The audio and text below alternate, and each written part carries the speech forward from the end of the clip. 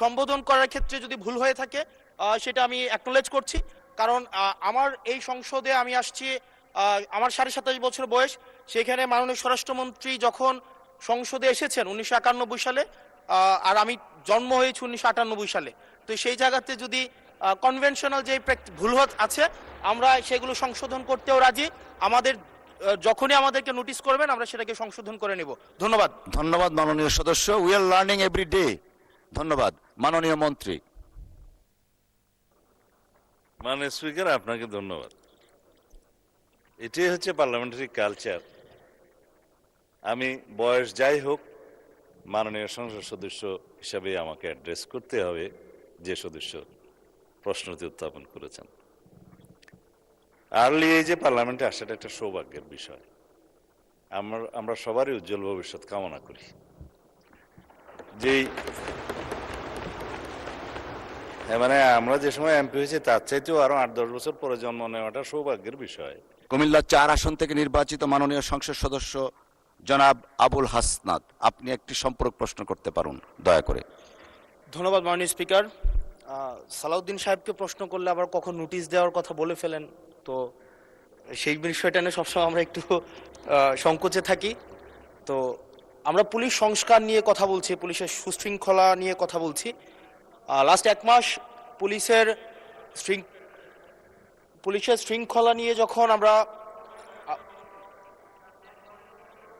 স্বরাষ্ট্রমন্ত্রী মহোদয় তো মাননীয় স্পিকার, মাননীয় সদস্য জি বলতে দেন। মাননীয় সদস্য লেট মি হ্যান্ডেল। মাননীয় সদস্য, আমাদের পার্লামেন্টারি প্রসিডিউরে আমরা যাই। মাননীয় স্পিকার, আমরা যখন পুলিশ সংস্কার নিয়ে কথা বলছি, মাননীয় স্পিকার মাননীয় সদস্য আপনি দয়া করে বসুন। আমরা আশা করছি পরবর্তীতে আমরা সকল সদস্যগণ সংসদীয় যে নর্ম আছে, প্র্যাকটিস আছে, সেটা মেনে চলবো। Thank you. Yes, thank you মাননীয় স্পিকার।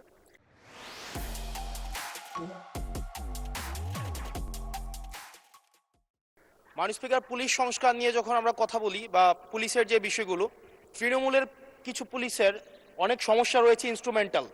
যেমন পুলিশকে যখন তদন্ত করতে পাঠানো হয়, ওই তদন্তের খরচ কিন্তু থানা থেকে দেওয়া হয় না, আর যেটা দেওয়া হয় সেটা কিন্তু অপ্রতুল।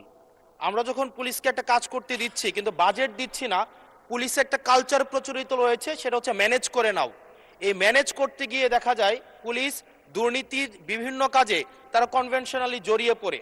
যেমন কিছুদিন আগে আমাদের 26শে মার্চের প্রোগ্রাম হয়েছে, এবং সেটা হচ্ছে সবাই জানে এই 26শে মার্চের প্রোগ্রামে যে বাজেট দেওয়া হয়েছে প্রশাসনকে, সেই বাজেট এবং প্রোগ্রাম করতে গিয়ে যে খরচ হয়েছে সেটার মধ্যে কিন্তু আনুপাতিক অনেক ধরনের ব্যবধান রয়েছে। তখন যে কাজটা করতে হয়, পুলিশ ব্যবসায়ী থেকে তারপর হচ্ছে তার এলাকার বিভিন্ন প্রতিষ্ঠিত মানুষ থেকে কিন্তু অর্থ উঠাতে হয়।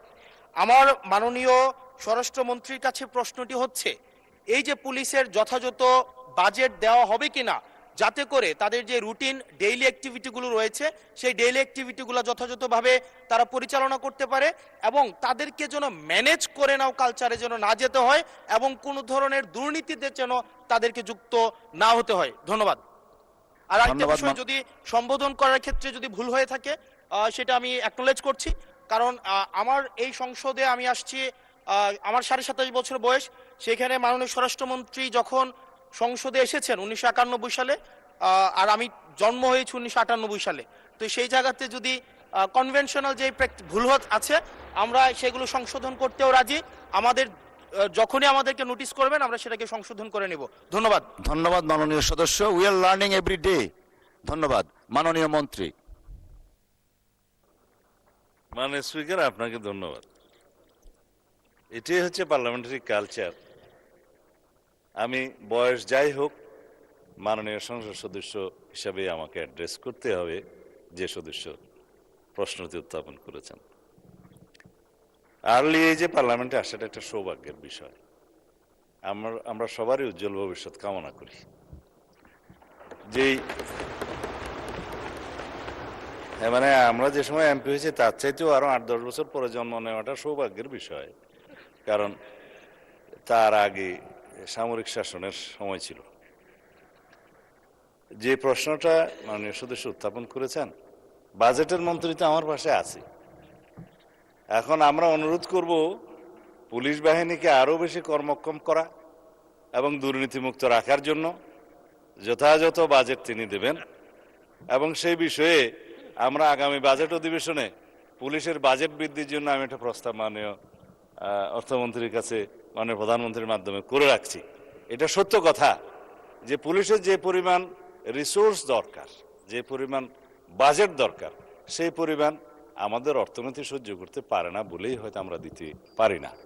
তবে আমরা একটা ট্রান্সপারেন্ট এবং জবাবদিহিমূলক পুলিশি ব্যবস্থা যদি কায়েম করতে চাই, পুলিশ যেন অন্য কোনোভাবে ম্যানেজ করার কালচার থেকে বেরিয়ে আসে, সেটা আমাদেরকে নিশ্চিত করতে হবে। ধন্যবাদ মাননীয় সদস্য। ধন্যবাদ মাননীয় মন্ত্রী।